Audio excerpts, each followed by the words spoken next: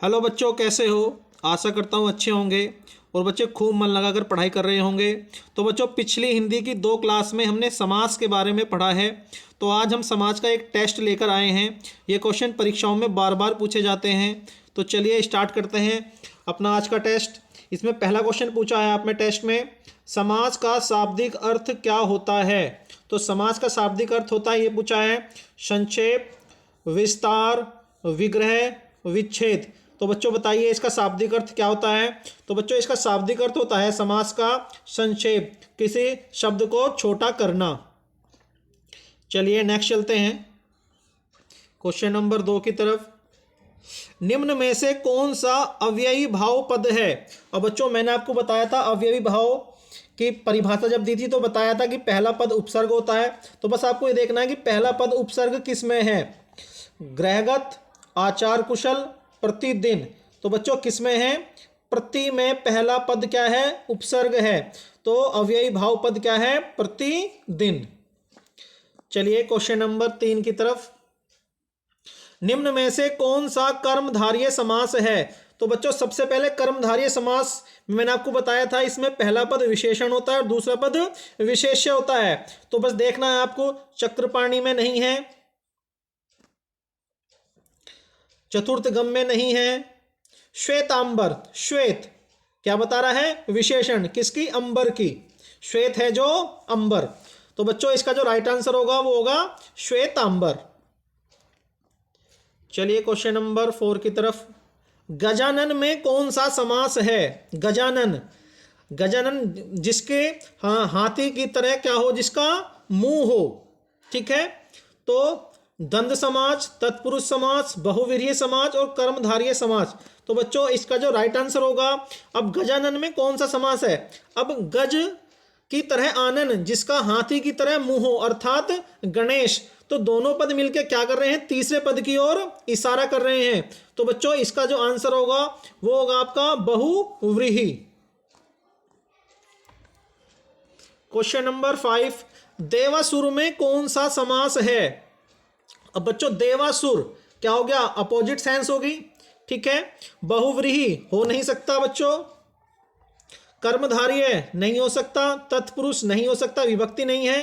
क्या होगा? द्वंद्व समास, क्योंकि द्वंद्व समास में बताया था दोनों पद प्रधान होते हैं और अथवा या का क्या आती है? सेंस। तो देवासुर, देव और असुर। ठीक है बच्चों। Question number 6। वन गमन में कौन सा समास है? वन गमन, वन को जाने वाला है, वन में रहने वाला है ना बच्चों। वन गमन, वन को जाने वाला। तो कौन सा होगा बच्चों इसमें? इसमें होगा आपका विभक्ति आ रही है बीच में, तो क्या होगा? तत्पुरुष।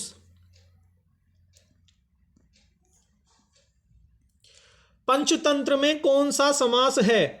पंचतंत्र, अब बच्चों देखिए इसमें क्या लगा है? पंच। पंच का मतलब है कर्मधारय, नहीं हो सकता। बहुव्रीहि नहीं हो सकता। ठीक है बच्चों। द्विगु, द्विगु समास होगा बच्चों, क्योंकि द्विगु में क्या होता है? आपका पहला पद क्या होता है? संख्यावाचक। और इसमें क्या दे रखा है?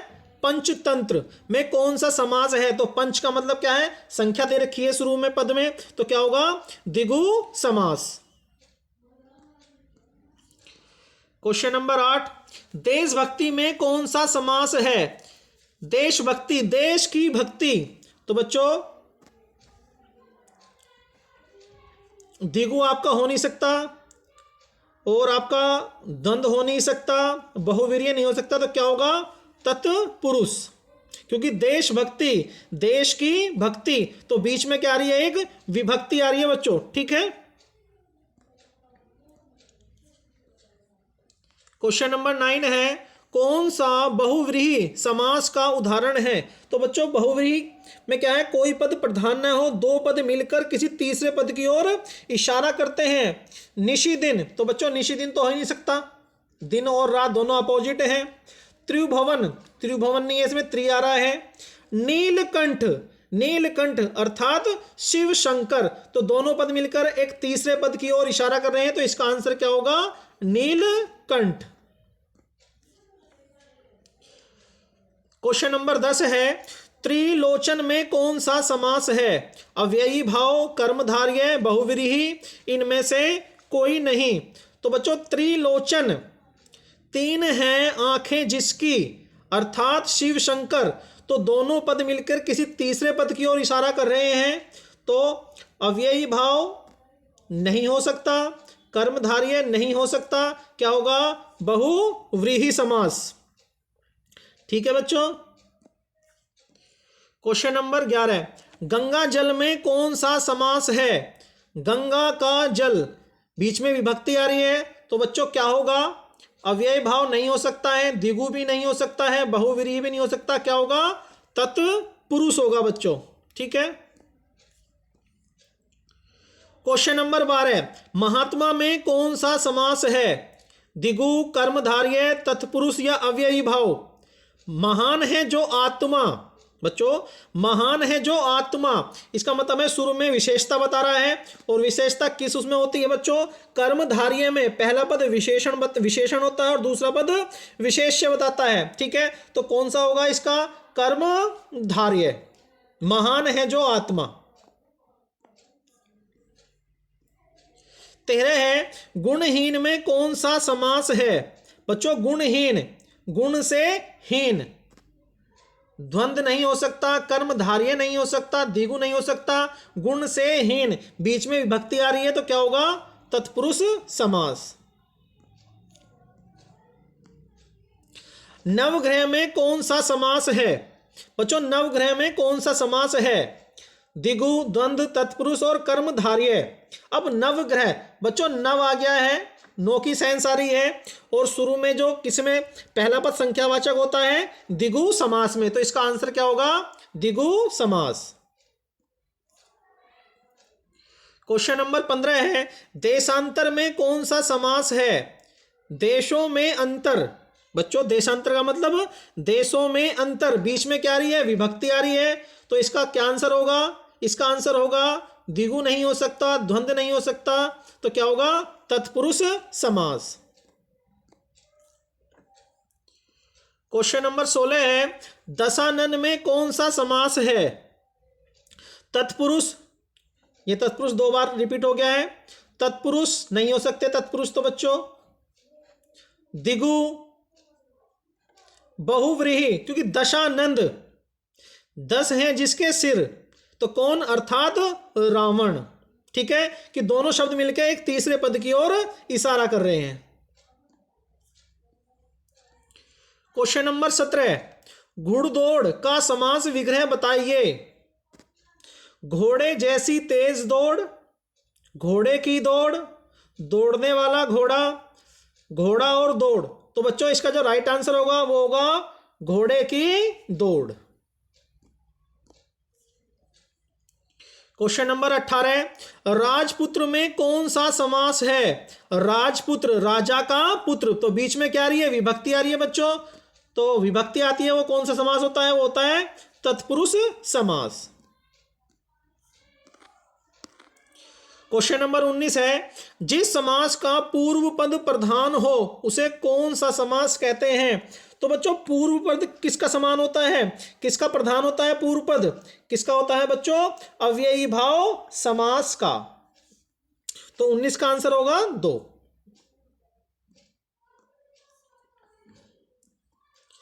योगदान में कौन सा समास है? योग का दान, मतलब सहयोग का दान करना, मतलब मेहनत करना कहीं। ठीक है, तो योग का दान करना बच्चों, तो बीच में क्या आ रही है? विभक्ति आ रही है, तो क्या होगा? तत्पुरुष समास। तत्पुरुष समास के कितने भेद होते हैं? तो बच्चों तत्पुरुष समास के कितने भेद होते हैं? 4 नहीं होते, 10 नहीं होते, 8 नहीं होते, कितने होते हैं बच्चों? 6 होते हैं। कौन कौन से? कर्म तत्पुरुष समास, करण तत्पुरुष समास, संप्रदान तत्पुरुष समास, अपादान तत्पुरुष समास, संबंध तत्पुरुष समास और अधिकरण तत्पुरुष समास। कितने होते हैं बच्चों? 6। समास के कितने भेद होते हैं? 3 नहीं होते, 9 नहीं होते, 8 नहीं होते, कितने होते हैं बच्चों? 6। कौन कौन से? अव्ययी भाव समास, कर्मधारय समास, द्विगु समास, द्वंद्व समास, बहुव्रीहि समास और तत्पुरुष समास। मृग नयन में कौन सा समास है? मृग की तरह नयन, तो बच्चों मृग की तरह नयन तो क्या है? एक विशेषण है शुरू में, उसके बाद क्या है? विशेष्य है। तो कौन सा आंसर होगा इसका? इसका होगा कर्म धार्य। ठीक है बच्चों। वनवास में कौन सा समास है? वन का वासी, बीच में क्या आ रही है? विभक्ति आ रही है। तो क्या होगा बच्चों? विभक्ति से बीच में आती है, उसमें होता है आपका तत्पुरुष समास। आज का लास्ट क्वेश्चन है बच्चों, राधा कृष्ण में कौन सा समास है? तो बच्चों राधा कृष्ण, इसमें योजन चिन्ह भी आया है बीच में, ठीक है, और राधा कृष्ण, ठीक है बच्चों। इसमें पूछा है राधा कृष्ण में कौन सा समास है, बीच में योजन चिन्ह भी है बच्चों, ठीक है, और दोनों अपोजिट लिंग भी हैं दोनों, राधा कृष्ण। और अगर मैं इसे तोड़ता हूं तो राधा और कृष्ण, तो बच्चों राधा और कृष्ण हैं, दोनों पद प्रधान हो और सेंस क्या हो इसमें? और की हो, तो और की सेंस आ रही है राधा और कृष्ण। तो जब और की सेंस आती है विग्रह करते हुए तो क्या होता है इसका होता है द्वंद्व समास।